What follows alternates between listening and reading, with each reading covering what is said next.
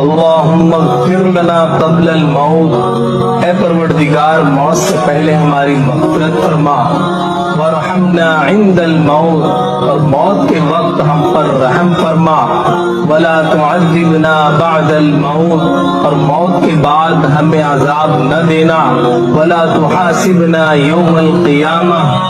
اور قیامت کے روز ہمارا حساب نہ لینا، انک علی کل شیء قدیر، بے شک تو ہر چیز پر قدرت رکھتا ہے۔ ابو لہب کے ہاتھ ٹوٹ گئے اور وہ خود ہلاک ہو گیا،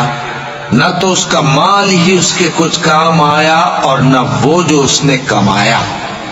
وہ ضرور بھڑکتی ہوئی آگ میں داخل ہوگا، اور اس کی بیوی بھی جو ایندھن سر پر اٹھائے پھرتی ہے، اس کے گلے میں مونج کی رسی ہوگی۔ جب تم کافروں سے بھیڑ جاؤ تو ان کی گردنیں اڑا دو، یہاں تک کہ جب ان کو خوب قتل کر چکو تو جو زندہ پکڑے جائیں ان کو مضبوطی سے قید کر لو،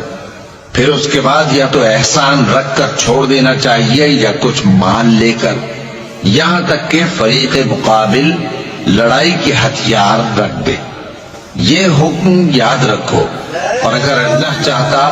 تو اور طرح سے ان سے انتقام لے لیتا، لیکن اس نے چاہا کہ تم میں سے ایک کو دوسرے کے ساتھ ٹکرا کر